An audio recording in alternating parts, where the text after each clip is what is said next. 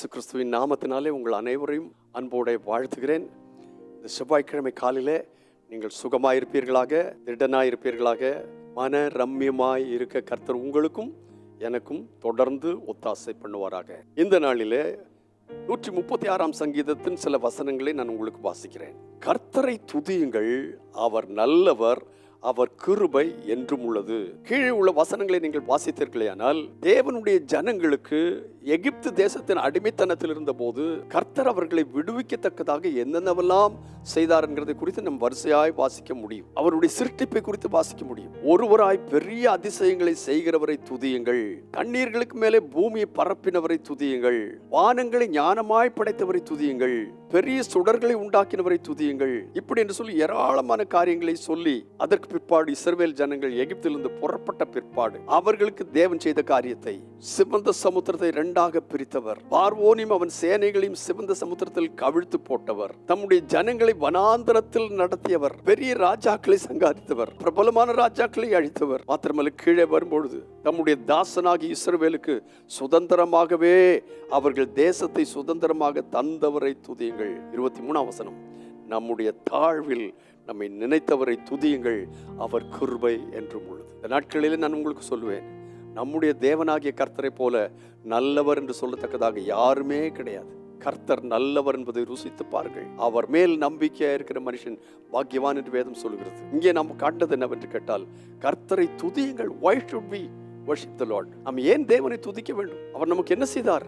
அவர் நல்லவர், அவர் கிருபை என்றும் உள்ளது. தேவாதி தேவனை துதியுங்கள், அவர் கிருபை என்றும் உள்ளது. அவர் பூமிக்கும் வானத்திற்கும் எல்லாவற்றுக்கும் மேலான வல்லமையுள்ள தேவனாகிய கர்த்தர். அவருடைய கிருபை எப்படிப்பட்டது என்று கேட்டால், நம்முடைய பாவங்களை, நம்முடைய துன்பங்களை, அக்கிரமங்களை எப்படி நீக்கி போட்டார் என்று சொல்லி 103ஆம் சங்கீதத்தில் நாம் வாசிக்க முடியும். கிழக்குக்கும் மேற்குக்கும் எவ்வளவு தூரமோ அவ்வளவு தூரமாய் நம்முடைய பாவங்கள் எல்லாம் அவர் விலக்கி போட்டார். பூமிக்கு வானம் எவ்வளவு உயரமோ அவ்வளவு உயர்ந்திருக்கிற கர்த்தர் தாழ்மையான நம்மை நோக்கி பார்த்தார். அது செய்தது நிமித்தமாய் நாம் இன்றைக்கு என்ன சொல்ல முடியும்? அவர் செய்த சகலவற்றையும் பார்க்கும் பொழுது நமக்காக சிவந்த சமுத்திரத்தை பிளக்கிறவர், நமக்காக ஜெயத்தை கட்டளையிடுகிறவர், யோர்தானை பிளக்கிறவர், எரிகோ கோட்டையை வீழ்த்துகிறவர், இதெல்லாம் யாருக்காக?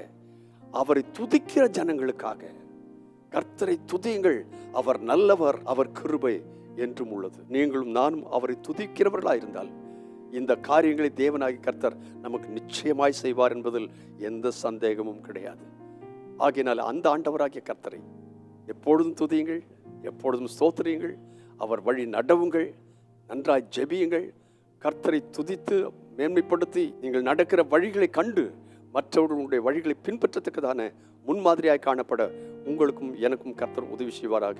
இன்று செவ்வாய்க்கிழமை காலையில 10 மணிக்கு சபையில உபவாச ஜெபம் நடைபெறுகிறது. இன்று முழு நாள் உபவாச ஜெபம். ஆகையினாலே காலை 10 மணிக்கு மாத்திரமல்ல, எந்தெந்த நேரத்திலெல்லாம் உங்களுக்கு சமயம் கிடைக்குமோ அப்பொழுதெல்லாம் வந்து ஆலயத்திலிருந்து ஜெபியுங்கள். ஆலயத்தில் தங்களுடைய கண்ணீரை ஊற்றி, தங்களுடைய இருதயத்தை ஊற்றின அந்நாளுக்கு தேவனாகிய கர்த்தர் ஒரு பெரும் விடுதலை தந்தார். ஆலயத்தில் வந்து கண்ணீரை ஊற்றி வெளியே சென்றதற்கு பிற்பாடு அவள் துக்கமுகமாக இருக்கவில்லை. இந்த செவ்வாய்க்கிழமை காலையில் அப்படிப்பட்ட அனுபவத்தை உங்களுக்கு கர்த்தர் தருவாராக. தினசரி வேத பாகத்தை மறக்காமல் வாசியுங்கள். கர்த்தர் உங்களை ஆசீர்வதிப்பாக. பரிசுத்த பிதாவே, இயேசுவின் நாமத்தினால் இன்றைக்கு தந்த இந்த வார்த்தைகளுக்காக உமக்கு நான் நன்றி சொல்கிறேன். இந்த வார்த்தைகளின்படியே கர்த்தாவே, நாங்கள் உம்மை துதித்து வாழ, மகிமைப்படுத்தி வாழ, கர்த்தர் நல்லவர், அவரை துதியுங்கள், அவர் கிருபை என்றும் உள்ளது என்று எங்களுடைய வாயினாலே சொல்ல, எங்களுடைய வாழ்க்கையினாலே சொல்ல, எங்களுடைய செயல்களினாலே சொல்ல, ஓ க்ளோரி டு காட். நம்முடைய தாழ்வில் நம்மை நினைத்தவர், என்னுடைய தாழ்வில் என்னை நினைத்தவர் அவர் ஒருவரே, அவரை துதியுங்கள் என்று சொல்லியிருக்கிறதே, அதை நினைத்து நினைத்து உம்மை துதித்து முன்னேறி செல்ல எங்களுக்கு ஒத்தாசைப்படும். தேவ நாமத்தை மகிமைப்படுத்தும். இயேசு கிறிஸ்துவின் நாமத்தில் வேண்டுகிறேன், பரிசுத்த பிதாவே, ஆமென். ஒரு முறை கூட சொல்கிறேன், நம்முடைய தாழ்வில், என்னுடைய தாழ்வில், உங்களுடைய தாழ்வில் உங்களை நினைத்தவரை, வரை யாரும் நினைக்காத வேளையிலே உங்களை நினைத்தவரை துதியுங்கள், அவர் கிருபை என்றும் உள்ளது. God bless you abundantly again and again and again on this very particular day. Amen and amen and amen.